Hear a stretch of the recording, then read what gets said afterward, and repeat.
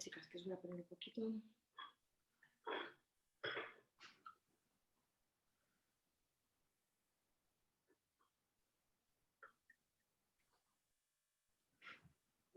Sí. No, lo cojo. Hola, Diana.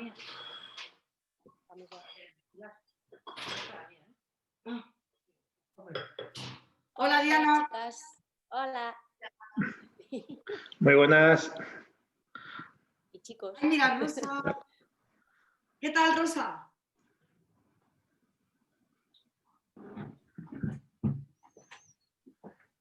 Hola. Hola. Muy Oye, buenas. Kike, ¿te llegaron los vinos? Han ¿No? llegado, no te he dicho nada, pero están. Luego te hago bizum. Claro. No, el Bizum me da igual. Yo lo que me preocupa es, mira, tienes ahí a Rosa, que el clímax es de Sí. Can Raffles, el Gramona, que también tienes ahí a Tony.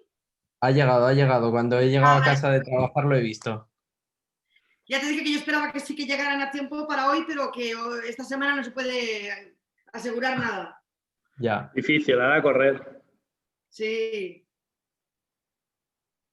A ver si acaban de entrar algunos más y si no empezamos nosotros. ¿Sirve un poquito de eso que tienes ahí? ¡Hostia! ¿Qué tal? Tony. La Cameron Díaz del PNDES. Y ahora saco la No, mía va a ser también. que no, va a ser que no. ¿Cómo estás? Bien, bien, pero aquí pasando sed. Hay otros que tienen una copa aquí que yo no tengo. A mí me engañó Pilar porque me dijo, no, es una charla informal y no hace falta vino. Y yo digo, vale, déjate, una copita o dos nunca vienen mal. Claro, lo que yo quería decir, claro, no hace falta vino, yo decía, no es imprescindible que tú tengas tus vinos ni que abras nada en concreto, tú déjalo fluir, pero yo siempre tengo vino, si no, no sería lo mismo. ¿Qué Es que tal? si no nos faltaría algo. Qué agradable sorpresa encontrar a Rosa por aquí. Ah, sí, Ah, es socia del club, Fantástico. es Lasti. y si puedo, no me pierdo una, si puedo. Haces Bueno, voy bien, a haces. desconectar el micro, que luego, ahora porque estamos en petit comité, voy a desconectar el micro y luego ya. Tú como en casa, Rosa. Bueno, Venga. pero ya os digo que todos podéis participar en cualquier momento, ¿eh?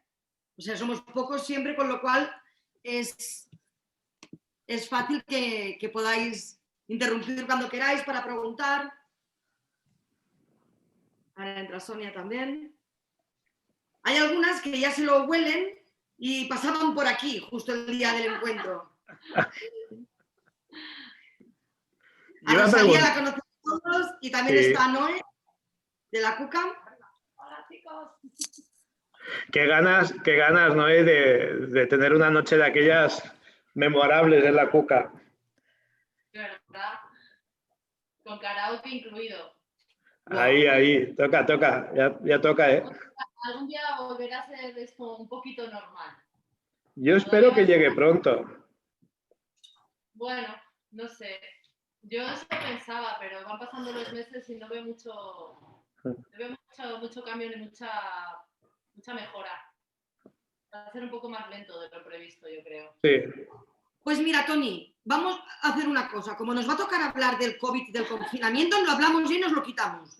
Venga, como quieras, pero hay que hablar del COVID. Esto era como No, cuando...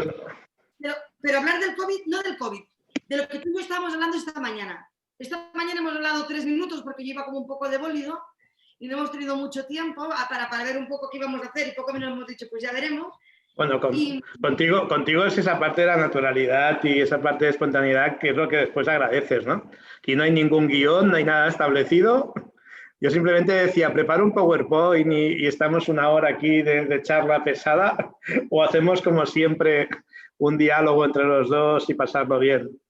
Entre nosotros y entre todos los que están aquí, Claro. que además nos conocen muy bien los espumosos, no tanto los vinos tranquilos, aunque en alguna cata sí que hemos tenido alguno, pero a mí me gustaría empezar a hablar de lo que estábamos comentando esta mañana referente a todas estas nuevas cosas que estamos haciendo debido a esta situación, porque no todas son negativas.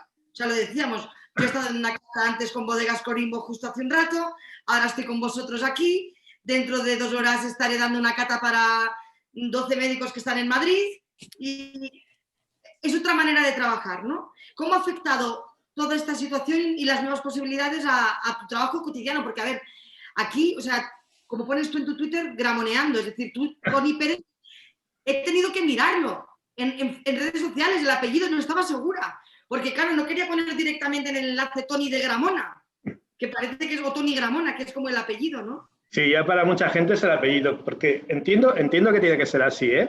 Entiendo que la gente que nos dedicamos al vino, a la hostelería, a compartir pasión, lo tienes que hacer desde ese punto emocional y visceral, porque si no sería un trabajo más que seguramente no haríamos las animaladas ni las locuras que hacemos, pero que luego a la vez nos unen, ¿no? A ser mejores, no sé si mejores personas, pero sí mejores anfitriones o coparticipar en alguna de las acciones que hacemos, ¿no?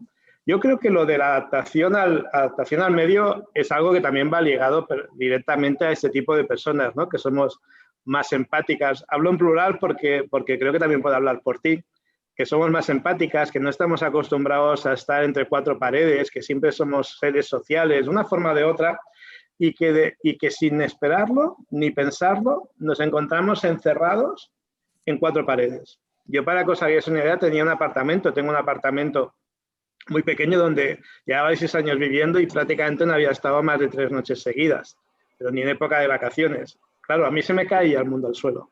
Se me caía cuando decía, yo ahora tengo que estar aquí y tengo que estar solo y tengo que tener esa incertidumbre de no saber qué va a pasar en el mercado, ni cuánto va a durar este confinamiento, ni si el negocio va a poder seguir adelante, ni si hay que hacer ERTES, no ERTES, sacrificios económicos, apoyo a la hostelería, apoyo al canal. Era todo como muy dramático. Y claro, tú aquí tenías 2 opciones, o venirte abajo, como ha habido mucha gente que le ha ocurrido, o adaptarte. Empezamos a hacer videollamadas, que yo era algo que veía de adolescentes. Yo veía a mis hijas hablar por teléfono a través de imágenes y decía, esto no es normal. Y de golpe te ves cenando con amigos, hablando con amigos, y todo vía redes sociales, vía Zoom, vía House Party, vía Teams. Hemos descubierto una cantidad de plataformas que ni conocíamos que nos ayudaron a esto, a tener una sensación de compañía, una sensación de proximidad, una sensación también y casi una obligación de decir, ya que estamos compartiendo y no solo vía voz, qué mejor que hacerlo abriendo una botella de vino, ¿no? Entonces nos hemos pasado un confinamiento como muchos, constantemente en conexión y constantemente abriendo botellas y compartiéndolas, que era parte de lo que nos gusta hacer en el día a día. Para la gente que no te conoce tanto, eres el director comercial de Gramona y ¿cuántas noches al mes pasabas en casa antes? Eso te decía, no las he contado nunca por miedo. Por miedo porque un año las conté y me salían más de 200 en viajes, sin contar vacaciones, con lo cual me asusté y dejé de contarlas. Les os decía, no pasaba más de 3 noches seguidas en mi casa. Pero es que, claro, era algo que decías, lo necesitas ese contacto.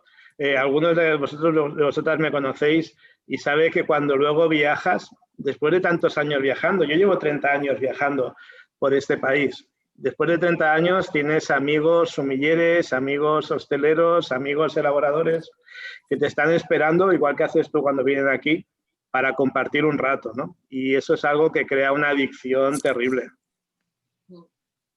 Cierto. Hemos coincidido telepáticamente sin haber quedado en ello, porque yo no quería ni que tú me mandaras vino, ni quería condicionarte que tú tuvieras que tener ningún vino. Y mi elección, sabiendo que tenía 2 invitadas que se habían autoapuntado, era abrir una botella de gran lustro. De 3 lustros. Hemos hecho chispas. Y hemos hecho siglos 2, sí. Empecemos por aquí. Cuentan este trocito de historia. Mira, es una historia doble, una historia mía personal, porque este fue el vino que con 18 años me hizo querer dedicarme al mundo del vino. Mi camino iba por otras lindes. Yo quería ser microbiólogo, que ahora estaría en boga también, y descubrí el mundo del vino gracias a que una botella como esta me provocó una excitación total. Y eso me hizo plantearme muchísimas preguntas, muchísimas dudas de alguien que no había bebido vino de forma continuada y cómo podía tener ese tipo de reacción a un producto. también fue verdad que nacimos en un momento donde no existía internet, donde prácticamente no había bibliografía del vino, con lo que coincidimos con diferentes personajes que a día de hoy son punta de lanza, Álvaro Palacios, Quim Vila, Melendo, y creamos una asociación que éramos jóvenes amigos del vino. Era una excusa para reunirnos y probar vinos, compartir vinos, porque era casi como algo de gente mayor, de gente de bar de pueblo. Nadie entendía que un grupo de gente nos enviásemos cartas, que llamásemos por teléfono a casa de los padres, porque nadie vivía solo, que vivía solo no podía tener para pagar un teléfono fijo, para hacer viajes y descubrir la verdadera razón del mundo del vino, que es la gente que hay detrás y todas las emociones que provoca. Eso por mi lado personal. Fíjate que después de muchos años trabajando, ya son más de 18, acabé pudiendo compartir ese sentimiento y esa emoción que me hizo sentir este vino con muchísima gente. Yo creo que fue una historia de amor a primera vista y que va a durar muchos años, ¿no? Y la segunda, que ahora se podría asociar muy directamente a estos momentos que estamos viviendo de confinamiento, fue un vino que aprendimos el potencial que tenía gracias a otro confinamiento. Es un vino con más de 60 años de historia, que no nació con una vocación de tener 7 u 8 años de crianza. Eso de la crianza nadie sabía lo que era. No se conocía, no había un conocimiento vasto de la microbiología para decir qué variedades podían evolucionar en el tiempo, qué era eso de la acción de la levadura y la autólisis y todas estas palabrejas que utilizamos a día de hoy, y se descubrió por un accidente temporal. El accidente fue la Guerra Civil. La Guerra Civil nos afectó a todo este país, y aquí en Sant Sadurní, donde yo estoy ahora, nos volvimos, este edificio, el edificio histórico de Gramona, se convirtió en un comedor del frente. Y por proteger las 4 botellas que tenías, por protegernos a nosotros, por eso confinamos, tapiamos la bodega, la parte subterránea, las cavas, que todos hemos oído hablar, que es esa parte donde las botellas hacen el reposo en posición horizontal, las tapiamos hasta que pasase y llegase un tiempo mejor donde no te pudiesen saquear ni robar las botellas. De esa forma tan ilógica, pero a vez tan humana de proteger lo poco que tenían, se descubrió el potencial de guarda de una variedad como la Charelo. Se descubrió esa capacidad de transformación que tiene el vino con el contacto con la madre, con la levadura. Entonces, yo estos días he pensado muchísimo en este paralelismo, ¿no? Del tiempo, de esa paciencia, de ese confinamiento y de esa transformación, que espero que sea lo que nos pase a todos, ¿no? Que después de estos meses que hemos estado confinados, con todo cerrado, con todo el sufrimiento, exista también una transformación como este vino. Vaya poesía acabo de soltar. Ya te digo, yo desde luego que yo estoy en autólisis constante. Creo que ojalá de esa autólisis salga algo tan positivo como estos espumosos de larga crianza que tenéis. En este caso, no todo el mundo que está aquí yo creo que ha probado o que yo tenga conocimiento de que han probado este 3 lustros. Cuéntanos un poco de la finca Font de Llull. Bien, mira, nosotros sí, estamos en el Penedès. Penedès es un territorio desconocido. Es un territorio desconocido a pesar de estar en el área metropolitana de una gran ciudad, de Barcelona. Pero eso a la vez somete a una presión urbanística, medioambiental, paisajística enorme. La gente llega a Barcelona, pasa por la autopista, cruza el Penedès, para pagar en el peaje de Martorell, que es donde arranca, y que llegaría hasta otro arco romano, que sería Arco de Roda de Bará, todo el camino de la vía Augusta, pero hacia el interior del Penedès tienes unas extensiones de viñas muy, muy grandes. Jugando con un territorio que vale la pena que vengáis a conocer. Hablo de Penedès en general, porque estás hablando desde el nivel del mar, desde la zona del Garraf, que Rosa está por aquí, y conoce muy bien la parte de Sitges, Vilanova, hasta la parte más alta de la zona de Pontons, de Igualada, que estamos hablando de 650, 700 metros de altitud. Esto nos permite tener unos microclimas muy cambiantes, unos suelos también que van modificándose en función de la zona, una cantidad de variedades que nos permite cultivar para plantear los vinos tranquilos muy, muy grandes. Nosotros como propiedad tenemos una finca de 100 hectáreas, 64 de viña y el resto son de bosque, pero que tenemos una suerte también de no solo contar con agricultores, con viticultores, con viñadores, que tan de moda está la palabra ahora, que históricamente colaboran con nosotros y que nosotros estamos asesorando, sino a raíz, y ahora si quieres hablamos un poco, a raíz de toda la propia evolución que hemos hecho en la viticultura, de ir llegando a la parte de biodinámica, se constituyó una asociación que es Alianzas por la Tierra, que son 12 viticultores de todo el territorio penedés, 12 viticultores que algunos tienen sus propios proyectos personales, algunos venden uva a otras bodegas, donde entre los 12, contando Gramona, tenemos más de 340 hectáreas de viña en biodinámica. Seguramente sea la extensión en Europa más grande que exista en biodinámica. Y lo mejor de todo, que hemos aprendido a trabajar en conjunto. Yo creo que la parte de la generosidad en el mundo del vino se debe poner en valor. Aquí muchos de vosotros os dedicáis a la hostelería y sabéis, esta noche estamos todos nerviosos por ver qué pasará ahora a las 8 con las estrellas, no estrellas, a pesar de ser un año difícil. Pero la hostelería en este país cambió gracias a la generosidad de cocineros que cruzaron frontera, que fueron, que aprendieron, que vinieron aquí a España y compartieron con todo el resto. Y que te abrían sus puertas para ir a hacer un stage, para ir a aprender y para que tú pudieses desarrollar tu carrera. Esto es algo que en el mundo del vino no se hacía históricamente por aquella desconfianza y que creemos necesario para que todo vaya cambiando. Alianzas por la Tierra no deja de ser este elemento, como muchos otros que podamos tener, este elemento de trabajar conjuntamente por ese bien común. Luego cada uno tiene sus intereses, pero ese bien común está por encima de todo el resto. Me apetece en todo el tema de la biodinámica, para los que sí que estuvieron, que hay alguno que yo creo que sí que estuvo, en una de las últimas catas preconfinamiento que hicimos físicas de la oficina, hablamos precisamente de vinos biodinámicos y ahí sí que pusimos, me vas a matar porque el nombre no me acuerdo del vino, es uno que está basado al 100% en Pinot Noir. ¿Cómo se llama? No me acuerdo. ¿En Pinot Noir? ¿En tinto? Sí. El Bru. El Bru, este es. Entonces me acuerdo que lo pusimos como ejemplo hablando precisamente de biodinámica. Cuéntanos qué ha supuesto para vosotros esa transformación en la certificación, porque además no es que hagáis prácticas biodinámicas, sino que tenéis la certificación de Demeter de biodinámica. ¿Qué ha supuesto a nivel tanto de cambio de trabajo como sobre todo a veces de mentalidad también, ¿no? La mentalidad, por supuesto. No, a nivel de tener un certificado no te cambia absolutamente nada. Es más, nos estamos planteando el sentido de ponerlo en una etiqueta o no. Esto de las medallitas queda muy bien para los deportistas de élite, pero las botellas de vino igual tienes que tener otra filosofía, ¿no? Y sobre todo, y perdonadme, y me sabe mal porque esto queda grabado, un vino biodinámico, una viña biodinámica no te hace un vino mejor. Te hace un vino más sano seguramente, pero no te va a hacer un vino diferente. Los que os dedicáis, nos dedicamos a la cata, no somos capaces de diferenciar un vino biodinámico, un vino convencional o un vino de cualquier otro aspecto. Lo que sí que te hace es que esa viña tenga una capacidad de perdurar en el tiempo mucho mayor.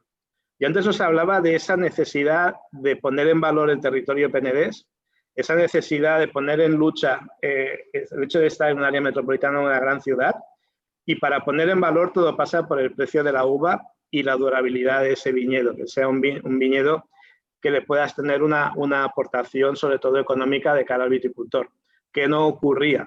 El hecho de poder trabajar en biodinámica ya hace que algún viticultor pueda vender la uva algo más cara, pero sobre todo las viñas que tienes en propiedad o las viñas que trabajamos con Alianzas por la Tierra, lo que nos permite es tener esa vocación de que esas viñas puedan perdurar más en el tiempo, porque la máxima obligación es dejar una viña mejor a la siguiente generación de la que nos encontramos. Creo que ahí tenemos que mantener ese legado, porque si no el legado se iría perdiendo, ¿no? Es la parte más importante.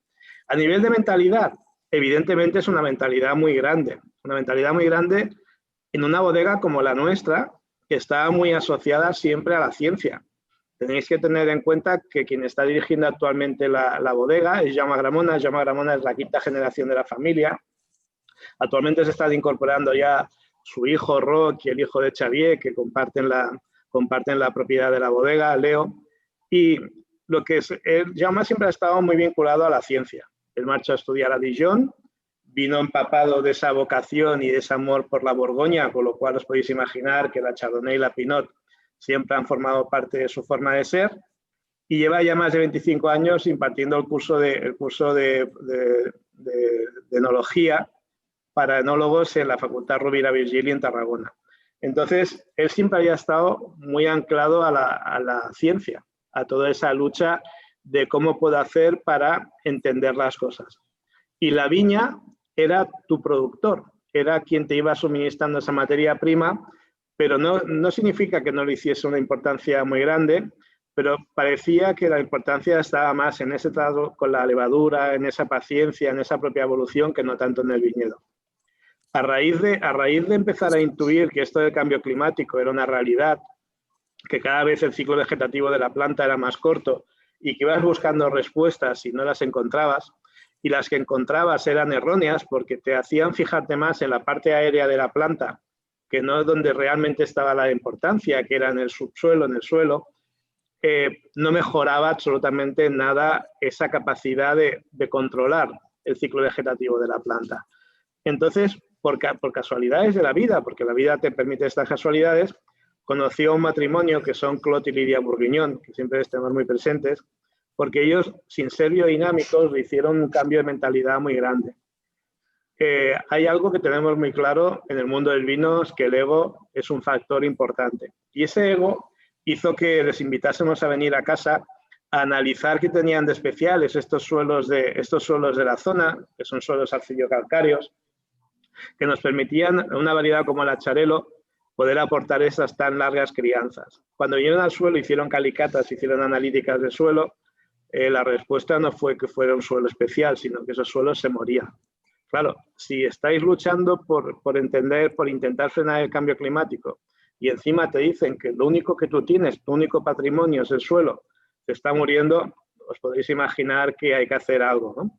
Entonces, ellos, sin ser biodinámicos, sí que nos introdujeron en todas estas prácticas agronómicas que ellos llaman, en toda esta propia evolución de la línea ecológica, algo más, y llegamos a la biodinámica en un proceso muy, muy, muy lento, muy de cambio de mentalidad, que no ha sido fácil, porque de entrada había que convencer al propio abuelo, porque cuando tú te planteas entrar en biodinámico, de entrada estás asumiendo unos costes superiores para no poder luego aplicarlos en el producto final, y no nos engañemos, estamos hablando de un vino que hay que poner en el mercado y que hay que poner en un precio digno, y que siempre estamos compitiendo con otros productos, sobre todo de fuera, y tenía sus dificultades para poder asumir ese cambio de mentalidad.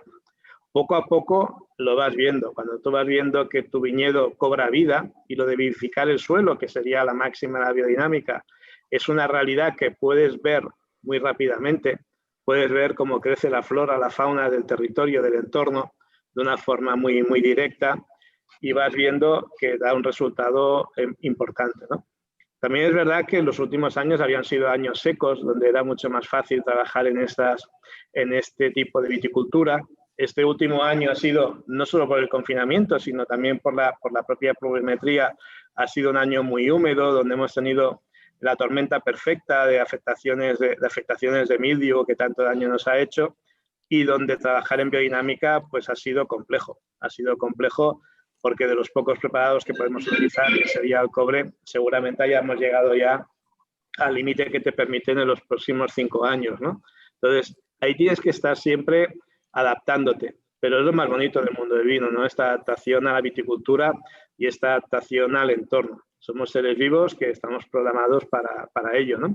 Pero luego, sobre todo, para poder disfrutar cuando estemos delante de la copa. Te he perdido, Pilar. No me veis. Vale, ahora sí. Veía la pantalla en negro, digo, no sé si...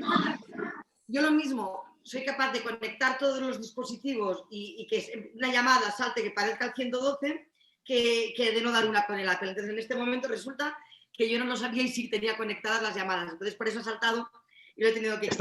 Me estaba recordando aquellos primeros directos que hacías en el confinamiento con tabletas, con teléfonos, con César, con Paco, que decías, menos mal que yo no soy el único torpe en este tipo de... Tú sabes, es que eso es una de las cosas para mí más importantes, que de repente hemos aprendido, porque yo no he comprado nada nuevo de tecnología, y hemos aprendido a utilizar, porque dices tú, las plataformas que ya estaban, los dispositivos que ya tenemos, y como te decía, hoy tengo 4 eventos online, En algunos como invitada, en otros como organizadora, en otros como en cada evento de una manera distinta, y hemos pasado, o sea, hace, no, 6 meses sí, por desgracia, pero hace un año, bueno, yo me ponía muy nerviosa, yo soy de provincias. Entonces, yo cuando alguien en Madrid me convocaba a una reunión y me decía, ¿la podemos hacer por Teams? Y yo me ponía muy nerviosa y decía, no, si yo voy mucho a Madrid, si a mí no me cuesta nada. O sea, y te costaba madrugar un día entero y 100 euros el tener una reunión de 1 hora y cuarto.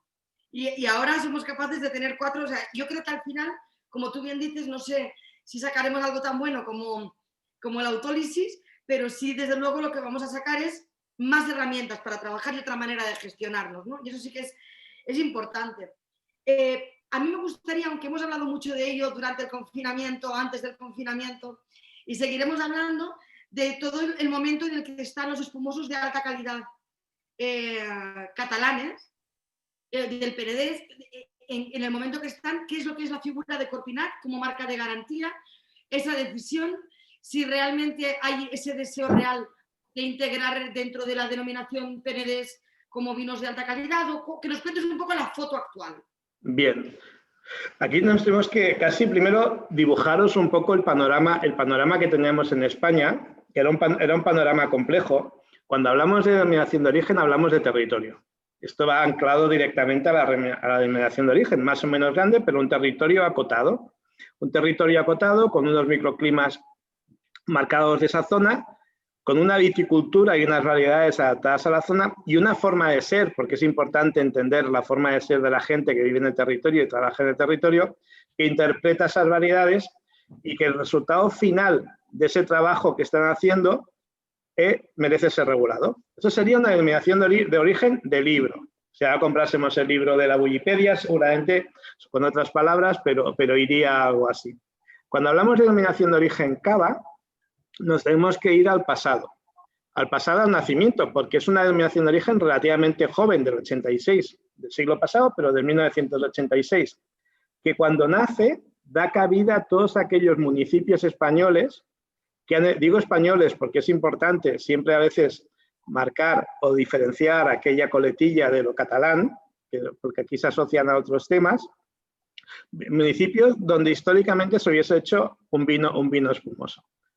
Entonces, esos municipios te generan una realidad dentro de la denominación de origen, que es que puedes hacer cava en el Penedès, donde yo estoy hablando ahora, en Sant Sadurní, pero también puedes hacer cava en Alella, que estamos hablando de 50 kilómetros, o puedes hacer cava en Gerona, en Peralada, que estamos hablando de 200 kilómetros, o en Requena, en Valencia, en Utiel no, pero en Requena sí, que estamos hablando también de 300 kilómetros, o en Almendralejo, en Extremadura, desde Sant Sadurní está más cerca Reims, que es la capital de Champagne, que no Almendralejo, pero compartimos denominación de origen. Lo puedes hacer en Barbastro, lo puedes hacer en diferentes municipios de Álava, ya el rizo del rizo, y os toca muy cercano, que es en determinados viñedos de Aranda de Duero, de la familia Peñalba López. Si es otra familia que están justo al lado, ya no valen porque en el 86 no habían elaborado. Total, que es difícil de entender para el consumidor. Si ahora los que os dedicáis a la hostelería llega a una mesa a vuestro restaurante y os pide que le expliquéis qué es eso del cava asociado al territorio, sería difícil. Y más si te dice que ha estado de vacaciones en Galicia y que ha probado vinos espumosos con la botella de cava o la botella de champán, como ellos definen, también método tradicional, que es esta segunda fermentación dentro de la botella, les genera demasiado lío. O todos aquellos espumosos que puedes hacer en diferentes provincias de España y que también pueden ser muy interesantes o están siendo muy interesantes. Claro, nosotros pedíamos dentro del propio Consejo Regulador, porque tú crees que las cosas hay que cambiarlas desde dentro, y lo hemos intentado dentro de vocalías del Consejo Regulador, de la propia patronal del Instituto del Cava. Yo he recorrido durante muchos años como formador por diferentes escuelas de hostelería, explicando qué era esto del cava y explicando las características después en función de la crianza, ¿no? Lo del joven, reserva, gran reserva, o posteriormente con los cavas de paraje, que pretendía ser una parte de ese parche para poner en valor, pero era un parche porque hacía mención a las etiquetas. Quería ser un mix entre un concepto bourguignon del suelo y un concepto bordelés de la marca. Y era algo que a día de hoy seguramente no tenga demasiado sentido, ¿no? Tú podrías ser una bodega que haga 100 millones de botellas, pero tener 2.000 que cumpliesen toda esa normativa y ser un cava de paraje. Entonces, nosotros pedíamos algo muy sencillo, que de entrada era poder hablar de territorio, pero el territorio no desde un punto de vista de nacionalismo, sino desde un punto de vista de origen, porque entendemos que la parte de origen es una parte importante, de hablar de crianzas mínimas, porque estamos convencidos que lo que hace grande al vino espumoso es el tiempo con la lía, el tiempo con la madre, esa transformación, que no necesariamente necesitas, que también puede ser muy bueno, no necesariamente necesitas un vino joven, fresco y afrutado, que es el gran volumen, casi el 95% de espumoso que encontramos en el mercado tiene menos de un año, porque el negocio, y aquí volvemos a este origen, está asociado al espacio, y el espacio, como es muy caro, mantener botellas es casi tan caro como producirlas. Por ahí tenemos una dificultad muy grande, hay que poner en valor todo este camino. Este último, bueno, voy a poner un poco en antecedentes antes de llegar a este último momento. Nosotros como movimiento, como bodegas históricas dentro del Penedés, nos asociábamos, nos reuníamos y queríamos reivindicar o queríamos conseguir algo que fuera de este país. Era muy fácil, ¿no? Que era a través de una simple nomenclatura, viendo una etiqueta y sin necesidad de conocer al elaborador, saber si esa bodega producía el vino, compraba el vino, compraba la uva, en qué parte del proceso se apuntaba, que esto en Champagne lo han hecho siempre muy bien, ¿no? Hasta eso no se permitía zonificar, no se permitía hablar del concepto larga crianza y no se permitía tampoco ver en qué parte del proceso. Empezamos a hablar con colegas del sector y vimos que lo importante, y os lo decía al principio, era esa generosidad de compartir. Entonces lo que hicimos fue empezar a tener un núcleo duro de trabajo. Nos ha ido muy bien porque hemos estado más de 2 años con reuniones semanales, con gente que estamos en el mismo territorio, pero que no teníamos una vinculación tan clara, tan directa. Igual en el vino tranquilo tenemos movimientos que sí que hacemos unas reuniones más fluidas, pero en el caso del espumoso costaba algo más. Muchos nos veían como sus propios contrincantes, sus propios rivales, como competencia en el mercado, cuando estamos siempre en la misma línea de avanzar. Y entonces, después de este tiempo de conocernos muy bien, de empezar a romper algo que puede parecer absurdo en estos momentos, ¿no? Que era que tu bodega y la mía se llevaban mal en el mercado porque tu tía y mi madre se enfadaron hacía 40 años. Y eso que puede parecer dantesco era el motivo para que hubiese unas ciertas enemistades dentro del sector. Fue cambiando, intentamos convivir y crear una marca colectiva, porque Corpinat es una marca colectiva. Fuimos a Europa, no es un lobby, no es una asociación, no es un núcleo de los elegidos. Pretendemos que sea algo totalmente integrador, donde todo el mundo tenga la misma voz. Y fuimos a Europa a registrar esa marca, que después de 4 años que llevamos trabajando, ya va teniendo una cierta musicalidad, pero somos conscientes de la dificultad, ¿no? Cor de corazón, nat de nacido y pinae, que sería la palabra etimológica en latín de Penedés, de piedra, petrae. Aquí tendríamos nacidos en el corazón del Penedés. Ese sería el concepto de... A todo el mundo las primeras veces le cuesta la palabra, ¿eh? Cuesta mucho, y más en estos momentos de venta de grandes casas, y mucha gente no sabía si era una corporación norteamericana que la había comprado o era una asociación, no sabían bien porque costaba, ¿no? Fuimos a Europa, sí. No, sigue, disculpa. Fuimos a Europa, registramos este nombre con la idea de convivir con la palabra cava. O sea, la idea original era que Corpinat fuese un sello de garantía, como una VDP alemana, dentro del territorio cava, y donde en el futuro pudiésemos tener diferentes Corpinats en función del origen. Que pudieses tener un Corpinat con otro nombre en Requena, otro en Almendralejo, porque todos son interesantes, ¿no? Aquí lo que marcábamos era que toda la uva fuese en propiedad, que no tuvieses que estar, y en el caso de no ser de propiedad, con un precio, hay un mínimo estipulado y un precio mínimo estipulado, que es prácticamente más del doble de lo que se está pagando de media. Uva ecológica, vinificada en la propiedad, vendimiada a mano, variedades históricas o tradicionales y una crianza mínima de 18 meses. Seguramente el reglamento de uso de Corpinat, junto al de Francia Corta, sea el más restrictivo que existe en el mundo de los espumosos en el mundo. Entonces, era algo que pretendía convivir dentro de la palabra cava, pero por diferentes intereses, porque os podéis imaginar que en una denominación de origen de 250 millones de botellas hay intereses muy marcados en parte del volumen, cuando nosotros entre todos nos representábamos más de 2 millones de botellas. Hemos de pensar que la punta de la pirámide, la punta de la larga crianza, digo pirámide pero no digo calidad, porque puede haber vinos espumosos jóvenes muy interesantes, pero de larga crianza no llega a 5 millones de botellas. O sea, el volumen que hay de vinos espumosos en España, gastronómicos o con este carácter, es muy pequeño. Entonces, ahí nos vimos obligados a tomar, y lo pasamos muy mal, la decisión de marchar. ¿Qué ocurre cuando tú marchas? Aparte de pasarlo mal, porque estás rompiendo con tu territorio, estás rompiendo con tu pasado, estás rompiendo con muchas horas de dedicación a algo donde te has dejado cuerpo y alma, ves que tú no te puedes atribuir el nombre de un territorio. A mí me gusta ser muy honesto y yo digo que si cuando vas a un mercado diciendo que vienes de un territorio como el Penedès, que seguramente por suelos, por variedades, por clima, sea de las mejores zonas, por no decir la mejor, para elaborar vinos espumosos en España, tú no le puedes atribuir la propiedad o la titularidad de ese territorio. Y a día de hoy estamos conviviendo en él Corpinat, Cava, Casip Penedès, que fue una decisión también antes que Corpinat, con Cal Riu-Anoia, con Pepe Raventós, genéricos. Somos más de 5 etiquetas distintas conviviendo dentro del mismo territorio. Eso no tiene ningún sentido si queremos ser honestos, ¿no?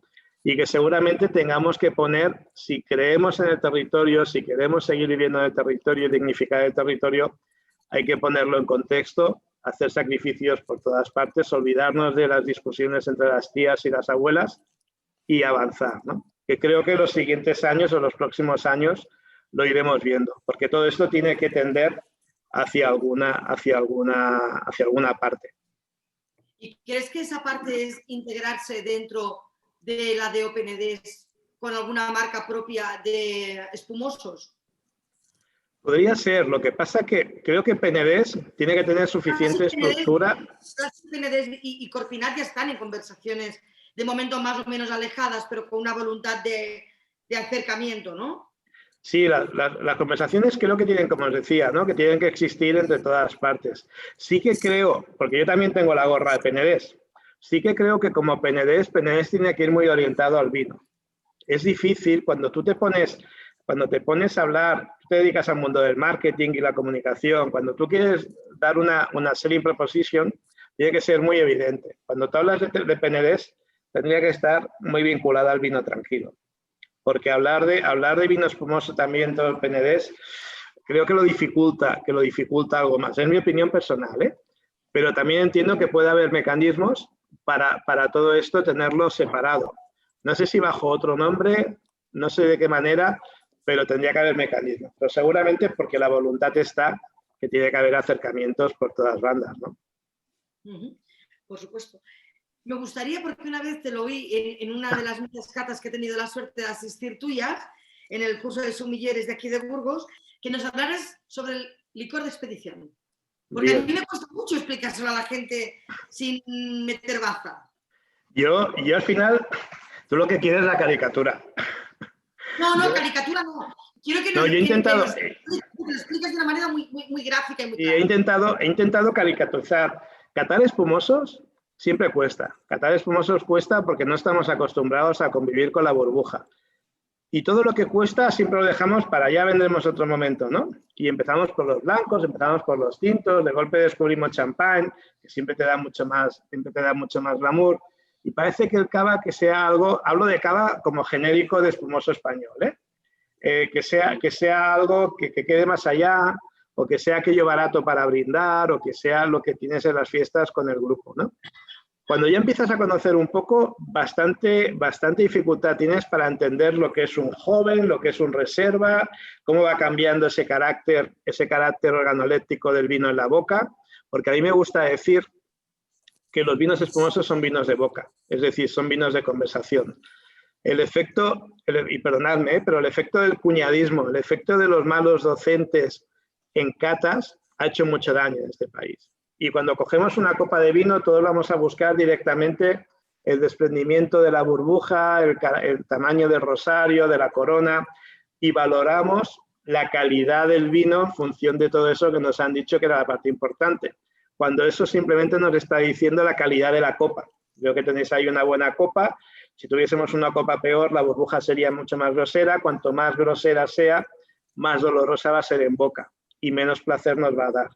Digo que los vinos espumosos son vinos de placer en boca, es decir, de conversación. Son aquellos vinos que igual no son tan atractivos a la entrada, pero que necesitas hablar. Los que nos pasa eso, que cuando entramos no se nos quedan mirando porque tenemos la genética que tenemos y no tenemos una genética nórdica de tener 1,80 m. Si yo fuese nórdico, tendríais aquí a un chico con 1,80 m, con ojos verdes, con un pelazo rubio, pero tengo la genética que tengo. Pero eso no me hace ser mejor o peor persona. Lo que me hace ser diferente es todo lo que yo he vivido, toda mi experiencia vital para ser quien soy ahora. Pero en el mundo del espumoso seguimos fijándonos, porque somos latinos, en esa parte genética, en ese cuerpo, en esa estructura que muestra el vino, y parece que lo rechacemos, ¿no? Ya aprendemos en función de la crianza cómo se comporta el carbónico en boca, si es más tonificante, si es más hidratante, si es más refrescante, o es más crujiente que quieres abrazar, o es pura crema, como este caso del Tres Lustros que estamos probando, como para encima asociarlo al licor de expedición. Que el licor de expedición es aquella parte justo después del degüelle. Los del vino hemos de buscar nombres más bonitos. El cementerio de botellas, el degüelle, parecemos aquí que seamos algo un poco talibanes, ¿no? Pero después del degüelle, que es cuando eliminamos la levadura, que ya ha hecho todo su trabajo, no solo de convertir el azúcar en carbónico y alcohol, sino también después en degradarse, aportando todas las características al vino, la tenemos sedimentadas en el cuello de botella y eliminamos. Ahí tenemos una botella que sería un Brut Nature. No tendría absolutamente nada de licor de expedición ni de azúcar. Esta y cualquier botella del mundo del espumoso, cuando nace es un Brut Nature. Aquí y en cualquier parte del mundo, porque todo ese azúcar que añadimos en el licor de tiraje, que el licor de tiraje no tiene nada que ver con el licor de expedición, lo metabolizó la levadura para convertirlo en alcohol y en carbónico. Tenemos un vino a cero de azúcar. Yo, a medida que vaya aportando azúcar con algo más, en el caso de ser un vino más viejo, que puede ser el propio vino o puede ser el secreto de cada bodega que históricamente se había hecho, voy subiendo el gramaje. Yo puedo llegar hasta 12 gramos y ser un Brut. Entre 0 y 12 gramos hay unas diferencias muy grandes, cada productor. Por eso es difícil etiquetar. A mí me gustan los Bruts, pero ¿qué Bruts? La línea alta, la línea baja, porque luego cada bodega, en función del mercado, buscará una tipología, buscará otra. Entonces te preguntan, bueno, ¿y cómo sabes tú qué características le da, ¿no? Y yo digo, en un vino viejo entendido como un vino con años, un vino de transformación, es lo mismo que una persona ya con una cierta experiencia. Cierta experiencia que te genera heridas de vida, porque el envejecer nos hace, aparte de perder pelo, ganar peso y tal, te hace heridas de vida, cicatrices de vida. Esas cicatrices de vida, ¿cuándo las enseñas? En dos momentos. O cuando estás muy seguro de ti, que ya te da igual lo que piense la gente de ti. Yo soy así, si te caigo bien, bien, y si no, pues tanto me da. Con 20 años ya hacía el esfuerzo de caer bien a todo el mundo, ahora ya con 50 no. O cuando estás en la intimidad porque tienes un punto de timidez. Y eso sería un Brut Nature, eso sería un amontillado, sería un vino directo, en función después del carácter de esa persona. Un vino puede ser reservado porque busca ese momento de timidez, o puede ser un vino directo, cuchillo, incisivo, profundo, largo, con toda esa muestra, con todas esas características del paso del tiempo. Pero esa persona también le apetece un día salir a disfrutar con los amigos, con la pareja, a un buen restaurante, a una obra de teatro, y se viste con el mejor de sus trajes, de sus vestidos, de su maquillaje, de sus zapatos, de su bolso. Eso sería un Brut. Perdonad la caricatura, ¿eh? Ese Brut, esa vestimenta no es maquillaje, no esconde absolutamente nada, simplemente realza el momento de consumo que vas a buscar. Te potencia ese momento de placer que tú estás generando. Y nos dedicamos a un mundo hedonista donde hay que buscar ese momento de placer. Tú no te vistes igual para ir al campo que para salir a cenar a un buen restaurante. Sigue siendo la misma persona. Entonces, un Brut te da algo más de amplitud en boca, te da algo más de sedosidad en boca, te da algo más de comodidad, no te hace pensar tanto en el vino y te puede permitir pensar más con la persona que estás. Esto es muy resumido, ¿eh? Pero yo creo que nos evita empezar a hablar de gramajes de azúcar. Claro, cuando tú a alguien le dices, no, azúcar, claro, el azúcar hoy día es el tabú de la sociedad, ¿no? Entonces parece que no, pues dame Nature porque creo que Nature... Es el gusto universal. Al final, yo, claro. un poco de azúcar es la píldora. O sea, todo A todos, yo creo que a todos que estamos por aquí el champán nos encanta. Y nadie dejaría de tomar champán porque tenga algo de licor de expedición. Hay algunas referencias en los Dosage, pero la mayoría son bruts. Y quien dijese, no, yo no tomo champán porque tiene azúcar, dirías, pues ¿qué te estás perdiendo? ¿No? Déjalo que ya lo tomamos nosotros, ¿no? Entonces, con el espumoso tiene que pasar igual. Cada tipo de perfil nos va a determinar un momento de consumo o otro momento de consumo. Cuéntanos un poco, porque yo me he centrado por la coincidencia que hemos tenido en el Tres Lustros y hemos empezado como en la parte alta, pero muchos que están aquí han estado en algún taller mío de iniciación y muchas veces solemos empezar, o casi siempre, por Gramont a la Cuvée, que a mí me parece espectacular en cuanto a, bueno, o el Imperial, que también lo probamos muchísimo. Y te quería decir, mira, el sábado di una cata online también a un grupo de amigos y claro, cuando les estoy hablando, yo no lo di importancia y estoy hablando precisamente, tenían ellos el Gramont a 3 lustros, estoy comentándoles tal, la música y de repente me dicen, oye, qué bonito esto de... Jolín de Demeter, del biodinámico, ecológico, pero venía envuelto en celofán y dije, para las máquinas, que es biodegradable. O sea, yo no había hecho el inciso y es verdad que puede dar esa confusión en algunos consumidores, ¿no? Cuéntanos por qué van envueltos en celofán, yo lo he visto hacer allí en la bodega. Y fíjate que lo de celofán, a pesar de ser... Celofán viene de celulosa, viene del papel y es degradable, con lo cual no hay ningún tipo de problema. Es 100% reciclable y sostenible. E incluso nos hemos visto obligados, porque esta es una realidad que cada vez es mayor, todos hemos de pensar que somos una bodega sostenible. No os he hablado al principio, pero trabajamos no solo con placas solares, geotermia, con todo el reino animal y vegetal para la biodinámica. Intentamos ser un entorno, un elemento granja y ser autosostenibles al 100%. Y el celofán es algo que a pesar de ser, como te decía que es, siempre genera alguna pequeña polémica, intentas cubrir con alguna campaña en redes sociales, con alguna pegatina, hay alguna pegatina también de papel, pero que hemos hecho en alguna de las remesas, viene con un post-it que dice soy 100% compostable, 100% reciclable, para evitar eso. ¿Por qué el celofán? Aparte de ser, creo, una de las referencias icónicas dentro de la casa, nosotros cuando estamos mimando un vino, pensar que Gramona, si algo se caracteriza, es que tenemos la crianza media más larga del sector del vino espumoso en España. Nosotros por cada botella que sale al mercado, necesitamos 5 años y medio de media, con toda la gama de productos que elaboramos para salir al mercado. Esto nos ayuda en años como este, de no ponernos demasiado nerviosos, porque nosotros las botellas que hagamos este año verán la luz en el 2025. Las primeras. No tenemos ni idea qué ocurrirá en el 2025. Claro, eso cada año es una de las experiencias más fantásticas que hay. Es dibujar cómo va a estar la sociedad en determinado momento. Imaginaros cuando hacemos tirajes, cuando hemos de planificar un poco la producción, pensar qué ocurrirá de aquí 8 años para salir con el vino que estamos bebiendo Pilar, bueno, vosotras también y yo, o qué va a ocurrir con una Enceller Valle con 10 años o una Enoteca con 14 o 16 años. No tienen ni idea, es que sabemos si vamos a estar nosotros. Esto es una cura de humildad en un momento también donde el ego os decía que era importante y aquellos 15 minutos de gloria que tanto reclamaba Warhol, aquí son totalmente prescindibles, ¿no? Aquí lo importante es el trabajo en el conjunto.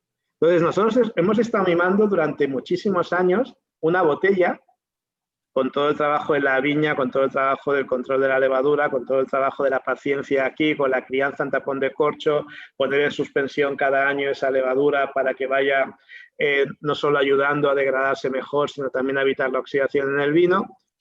Y llega el momento de nacer. Eliminas la levadura, el degüelle que hablábamos antes, tapas con el tapón de expedición y ahora ya te he criado toda mi vida y ahora vete a la calle. Somos nosotros el día que decidimos marchar de casa, ¿no? Que todos los padres, en la mayoría de casos, estaban felices, pero luego siempre tenían aquel miramiento de cómo te puedo cuidar, ¿no? O te iban haciendo el tupper, o te iban recogiendo la ropa, o te iban trayendo los muebles porque no se fiaban de ti, ¿no? Entonces, para proteger ese vino, la mejor manera que hemos encontrado es el celofán. El celofán, que está siempre a la misma humedad y temperatura que la botella en la rima, en la bodega, que trabajamos, imaginad el coste que tiene, solo se puede envolver a mano, tenemos 3 personas durante todo el año envolviendo para hacer casi las 450.000 botellas que hacemos entre Imperial, Tres Rustros y Celler Valle con celofán. Y ese celofán, cuando está en una exposición al sol, en un cambio de temperatura, en un cambio térmico grande, o se rompe o se cuartea o amarillea, y es un factor de protección. No tenemos ningún otro factor de protección como control de calidad externo para saber que esa botella va a estar bien conservada. El día que fuese un vino de mucha rotación no habría problema, porque el propio mercado te lo iría haciendo, pero son vinos que a veces acaban en una estantería, en una tienda de Burgos o en una tienda de algún pueblecito de no sé dónde y le está dando el sol y no se vende, porque la gente cuando ve un vino espumoso español... Claro, Burgos, por eso he rectificado. Por eso he rectificado y he dicho en algún otro pueblo, porque Burgos está muy bien conservadas. Burgos tenéis la suerte. Burgos tenéis la suerte. Pones el ejemplo de la tiendita de Burgos. No, Burgos, bueno, la que no sea de Paco y Maribé. Burgos tenéis la suerte. Yo siempre pongo ejemplo, no es porque estéis delante, pero siempre pongo como ejemplo. Siempre pongo como ejemplo Burgos, de ese dinamismo, de esa capacidad de empuje, de esa vida en torno al vino, que creo que ahí Paco y Maribé son figuras que hay que rendirles homenaje porque son enormes todo lo que han conseguido, lo que han hecho, y que han contagiado luego tanto a Pilar como todo lo que hacéis en la Cuca y en tantos sitios, a los Mayoral, a Alba, a toda esta gente que están empujando de forma constante el vino y que sois un ejemplo que yo no me canso de explicarlo allá donde voy, sobre todo en escuelas de hostelería, para que aprendan. Que la gente no entiende, ¿no? Eso de cómo que nos llevamos bien y no hay dinero por medio y no ganamos nada, no. Pero y los buenos ratos, y cómo compartimos, y lo bien que nos lo pasamos, eso no tiene precio. Eso os decía al principio, que espero que hayamos aprendido a eso, ¿no? Y que vuelvan a salir o que salgan muchas ciudades o muchas provincias como Burgos, que se os fijen en vosotras, en vosotros, y que tiren adelante, ¿no? Porque es una parte imprescindible. Mira, a mí, y en estos días estoy en la tienda a ratos echando una mano a David, y hay cosas que me flipan. O sea, estando en Burgos, con la imagen que tenemos todos de una ciudad como Burgos, que venga mucha gente, joven como yo, de unos 40 años, y les recomiendas vinos y tal, y te digan cosas como, sí, claro, no, Gramona, y no es porque esté rosa, uy, sí, Can Raffles, mi padre, madre mía, los vinos de Can Raffles, claro, o cómo no voy a llevar en una ciudad castellana, en el momento que estamos viviendo, que no se tenga ningún tipo de prejuicio en torno a nada, gente que de manera natural parecería que tuviera que estar en otra tendencia de otro tipo de vinos y que vean como normales un Caus Lubis o un Sellevalle, ¿sabes? O un Tres Lustros y que se sientan como parte de su Navidad, de sus regalos. A mí me alucina y eso es mérito absoluto de Paco, Maribé y David, que es el que está día a día. Es que tiene que ser así, Pilar. Yo creo que la gente, el problema que tenemos en este país es que se viaja poco. Porque si se viajase algo más, la libertad y la abertura de miras sería muy grande. Y vuelvo a enfatizar, lo importante no es dónde hemos nacido. Eso seguramente sea hasta un accidente que no elegimos nosotros. Lo importante es lo que hemos vivido para ser quienes somos y poder compartir y poder aprender. Cuando tú tienes una voluntad de aprendizaje, de disfrute, te permite todo esto, ¿no? Entonces, Yo creo que cuando vas a ciudades como Burgos y donde ese ambiente de vino se respira, no solo en las tiendas, sino que luego en todos los bares que han acabado un poco contagiados por esa pasión que tienes, que va innata en ellos, hace que merezca la pena perderte unas cuantas horas por allí, ¿no? Entonces, que si te permites pasar cerca, sabes que siempre tienes tu pequeño desvío para acabar en Burgos, cenando en algunos de sus restaurantes y tomando algunos de sus vinos, ¿no? Vamos a cambiar un poco de... ¿Qué porcentaje hacéis en distribución nacional en España? Nos gustaría más, pero poquito. Estamos sobre el 25.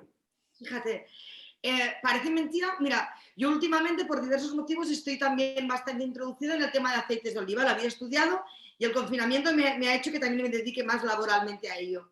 Y claro, o sea, reflexiones como que somos los grandes productores, pero no somos consumidores. Pasa igual en vinos de calidad y es indiscriminado. Y ahí no sé si Rosa también, si quiere participar. Somos unos grandes productores de vinos espumosos, pero los vinos de calidad espumosos cuestan de venderse dentro del propio territorio, ¿no? ¿Qué estamos haciendo mal o qué es lo que deberíamos hacer para poder divulgarlos y que la gente los valore? Ahí, antes os decía, solo se hace, y aquí permíteme que matice, cuando he dicho nacional el 25, hablaba de territorio nacional, separando, pensar que el mundo del espumoso está como muy concentrado en Cataluña.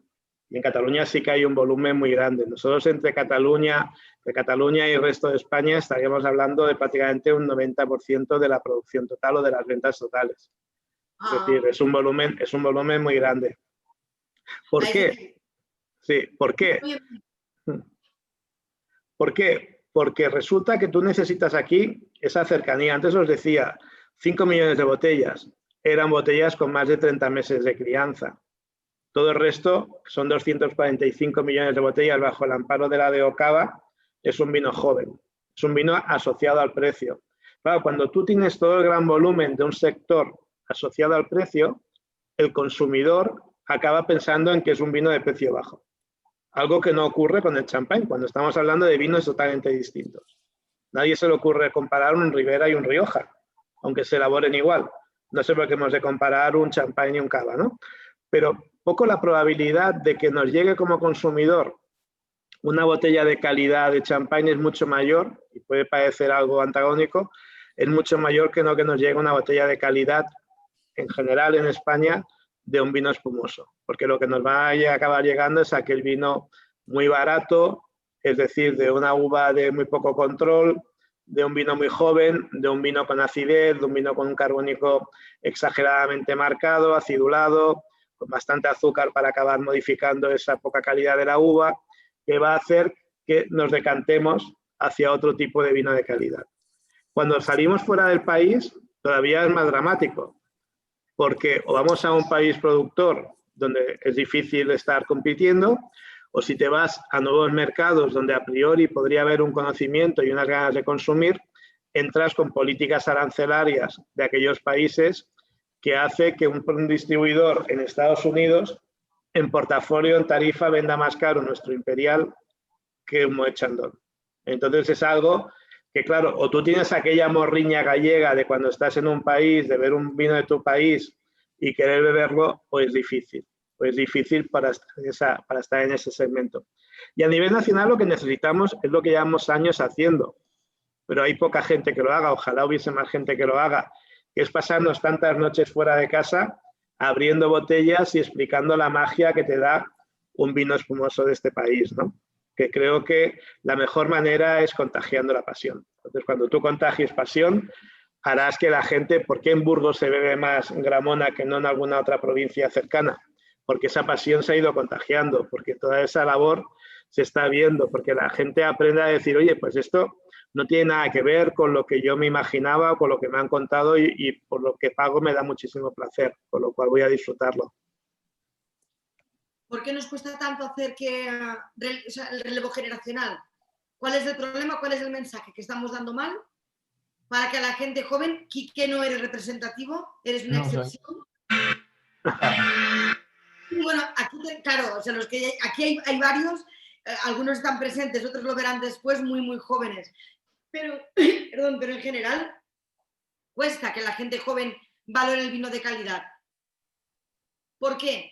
Yo no sé si no valoran, yo creo que sí que lo valoran. A veces, y perdóname, no me acuerdo el nombre del chico que se vio que era muy joven, relativamente. Sí, era muy joven. Quique, eres muy joven. Muy joven. Sí. Lamento decirte que eso se pierde con el tiempo, pero disfrútalo, disfruta ese punto de juventud, pero con todo cariño, ¿eh? Creo que a veces nos obsesionamos mucho con la incorporación de la gente joven al mundo del vino. Creo que seguimos con una mentalidad de un sector totalmente atomizado.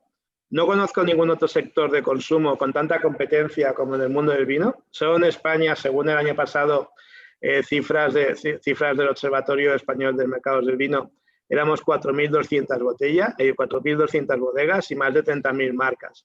Claro, 30.000 marcas compitiendo por llegar a tu mesa, compitiendo por llegar a tu grupo de amigos, explicándote todo lo mismo, con aquel idioma aburrido, cargante, hablándote de antioxidantes, hablándote de antocianos, de taninos, de polifenoles, que suena a chino, como para una generación cuando íbamos a comprar un ordenador y te empezaban a decir según qué cosas y tú decías, pero ¿puedo enviar correos o puedo hacer una carta? Y te miraban hasta con desprecio y decir, pobrecito que no se entera de nada, le voy a vender lo que quiera, ¿no? Creo que hemos de ser en este aspecto muy realistas y la sociedad ha cambiado. Seguimos con aquella mentalidad de que la gente joven había que incorporarla al vino porque nos moríamos a los 40 años. A los 40 años, a los 50 seguimos siendo unos chavales y con un poquito de suerte nos morimos a los 70 o a los 80, ¿no? Es decir, el camino que hay para ese consumo es enorme. Yo creo que todo viene desde un momento más cultural, del vino como ese elemento de aprendizaje, más allá de la palabreja o de lo bien que quede para el grupo de amigos enseñarles que sabes de vino, porque lo que tienes que hacer es, sobre todo, disfrutar con el vino. Disfrutar con el vino, pero disfrutar con el vino desde un punto de vista casi emocional hacia ti, de qué sensaciones te despierta, de qué te incita a hacer en el sentido de querer aprender o de querer buscar momentos gastronómicos, que te incite a viajar para ver qué personaje hay detrás de ese vino que te ha provocado algún tipo de emoción, buena o mala, pero que te ha provocado alguna emoción y acabas visitando no sé qué punto perdido de este país para conocer qué características hay. Creo que si hacemos ese camino, hay un camino muy grande de consumo para la gente joven. Si el vino al final lo asociamos como elemento de fiesta, como la imagen del alcohol, con Rosa que está por aquí tenemos un grupo de WhatsApp y ayer lo estábamos discutiendo, ¿no? Una campaña patética que ha sacado la Generalitat donde vinculan el consumo del alcohol a una copa de vino. Y eso lo hemos visto durante muchos años también con los accidentes de tráfico y demás, ¿no? Creemos que el vino es cultura y esa parte cultural, por encima de la parte alcohólica... ¿Perdón? Yo tuve una cruzada con Wikipedia porque también ponías drogas. Si tú buscabas la palabra droga, hablaba de diversas drogas, pero del alcohol solo se hablaba del vino y la única foto de una droga que había era del vino. Y yo digo, aquí tienen que ser que las grandes casas de bebidas destiladas que tienen otro, o sea, están también pendientes de eso, porque no me parece que nadie el primer día de su vida que escribe sobre droga o escribe sobre alcoholismo, lo primero que cuando los países que tienen problemas de alcoholismo, ninguno es por el vino. Bueno, no lo sé, ¿eh? Yo creo que el vino sin cultura es alcoholismo. Y todos hemos... Pero los países que tienen más problemas de alcoholismo, ninguno es por el consumo de vino. Son por descuidados de la calidad. Pero cuando vemos la típica imagen del alcohólico, por desgracia, el indigente que está con el tetabric y tal, eso es vino sin cultura. Eso es esa necesidad de acceder a un alcohol barato. En España es el alcohol barato. Claro, pero cuando tú tienes cultura, cuando tú buscas, y a ver, y seremos todos drogadictos entonces, ¿no? En el sentido de, porque seguramente la pasión, la diversión, la felicidad, eso sea la mayor génesis de ese punto de endorfinas, serotoninas y lo bien que lo pasamos, ¿no? Y el vino seguramente sea ese canalizador que vaya por esa línea, pero siempre tiene que andar asociado a la cultura. Si no hay cultura, la cultura no significa saber el nombre de todos los pagos, de todas las fincas, no. La cultura significa querer aprender algo más, de qué me provoca, qué me emociona y qué quiero encontrar. Creo que ese gran camino que hemos de avanzar en el mundo del vino en este país para que todo vaya cambiando. Para terminar, me gustaría, porque en general creo que no tenemos tanto conocimiento de vuestros vinos tranquilos. Me gustaría que nos hablaras un poco de vuestro proyecto de vinos tranquilos, porque la gran fama y el gran conocimiento os llega por los espumosos, pero tenéis realmente vinos muy interesantes. El Bru, reconozco que yo lo puse en esta cata y no lo conocía y me entusiasmó. O sea, realmente me gustó. El otro día hablaba justo con Maribé, porque hablábamos de Ascobas, de un Pinot Noir del Bierzo de Raúl Pérez y Rodrigo Méndez, y yo le decía a Maribé, Maribé, yo en mi línea está caliente. Maribé, yo creo que es el mejor Pinot Noir español que yo conozco. Y me dice, ¿pero tú estás tonta? En su línea también. ¿Pero no te acuerdas de Latfins o no te acuerdas de tal? Y digo, ostras, y el Bru. Y me dijo Maribé, ostras, el Bru no lo tengo yo ahora catalogado. Claro. Es decir, aparte del Bru, que es un Pinot Noir que muchos ya hemos probado, cuéntanos un poco del proyecto de vinos tranquilos. Bien, nosotros dentro de la línea tranquilos, que puede representar en volumen tanto como la de espumosos, sobre todo en dos referencias, que van muy asociadas también a la propia llegada de Jaume. ¿Tenemos 5 minutos? Sí. Fantástico. Van muy asociadas a la llegada de Jaume. Cuando Jaume vuelve a estudiar de Dijon, acabamos de ver el personaje, porque siempre el personaje va muy anclado, ¿no? Y el padre de Jaume, Josep Lluís, ahora tiene 92 años, ha perdido un poco de fuelle, pero era un hombre de armas tomar. Cuando él vuelve, le dice a su padre, papá, ya tengo el título y ya puedo dirigir el negocio, ¿no? Y el padre dice, nada, tú aquí, hasta que no me demuestres que sabes hacer un buen cava, no vas a dirigir el espumoso. ¿Y qué hizo él? Como lo que no quería hacer era lo que el padre estaba insinuando, que era ir a trabajar con otra bodega, sino que ya quería empezar en casa, lo que hizo fue degradar al máximo que era un vino espumoso. Un vino espumoso no deja de ser un vino sobresaturado en carbónico, fermentado en método tradicional dentro de cada botella. Para evitar el riesgo, lo que hizo fue elaborar o aprender a jugar con la levadura para provocar esta segunda fermentación en un tanque, en un depósito, y crear un vino de aguja con menor capacidad, con menor aportación de levadura, con 2 atmósferas de presión en lugar de las 6 de un cava, y nació el Mustillán, que es nuestro vino blanco rosado mediterráneo de aguja, muy divertido. Y luego lo que hizo es que es otro de los parámetros de un vino espumoso, un vino de cupaje, porque en vino espumoso lo importante son los innumerables detalles que el enólogo o la enóloga tiene que tomar, tiene que decidir. Entonces, dentro de ese cupaje, el que se inspiró en un patio de su abuela, la playa de Comarruga, en un jazmín, una planta de jazmín muy grande. Sabéis que la planta de jazmín es muy intensa aromáticamente, muy cítrica, muy potente. Entonces, combinando diferentes variedades, Muscat, Sauvignon Blanc, Gewürztraminer, nació otro vino que es bastante icónico, es un vino iniciático, directo, aromático, fresco, muy germánico, que sería el Gesamí, aquel que tiene las flores de Gesamí. Entonces, sería el gran volumen entre Gesamí y Mustillán, el gran volumen de los vinos que tenemos, que tienen su propia identidad. Y luego tenemos toda una serie de vinos parcelarios, donde ya vamos a buscar un carácter mucho más de expresar el terroir, de expresar el carácter de variedad, que pueden ser estos primeros muy asociados a la incorporación de Jaume, como podría ser el Mas Escorpí, que es una Chardonnay, o el Sauvignon Blanc ya fermentado en barrica, y luego una línea de vinos más tradicionales, que puede ser el Xarel·lo. El Xarel·lo no deja de ser nuestro buque insignia, nuestra columna vertebral, lo que le da estructura a los espumosos, también fermentados en barrica. Incorporaciones de los últimos años, un Xarel·lo vermell, un Xarel·lo rosado, elaborado en rosado. Siempre lo habíamos elaborado en blanco, porque hasta el propio Consejo Regulador los integraba. Elaborado en rosado, un rosado de aquellos piel de cebolla que tan de moda está, con alma de tinto, o con alma de, sí, sería un alma de tinto, pero en un cuerpo de blanco. Es un vino, a mí me gusta decir que es el primer vino casi de cambio de sexo que te lo ha pedido el directo. Luego la línea de vino, sí, lo tienes que probar, Pilar. Luego la línea... No sé qué, ¿me lo puedes contar otra vez? Que yo entiendo. Entonces elaboramos un Xarel·lo rosado en blanco. En blanco porque siempre se había elaborado en blanco, y porque la Xarel·lo rosada entraba incluso dentro de los libros de los registros del Consejo, entraba en blanco.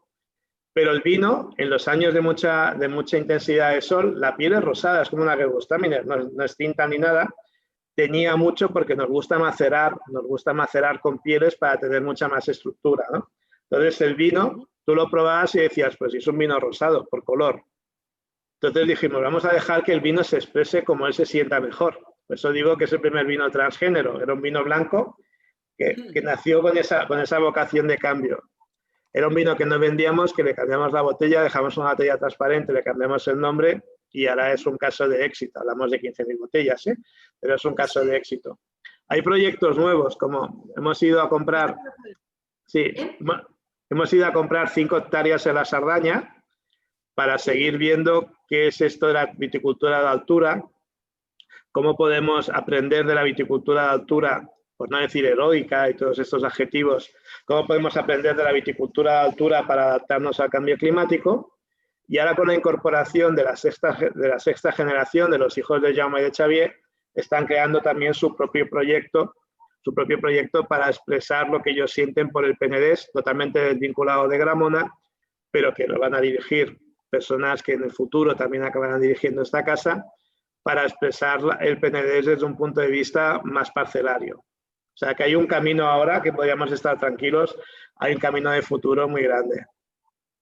No, sí, desde luego.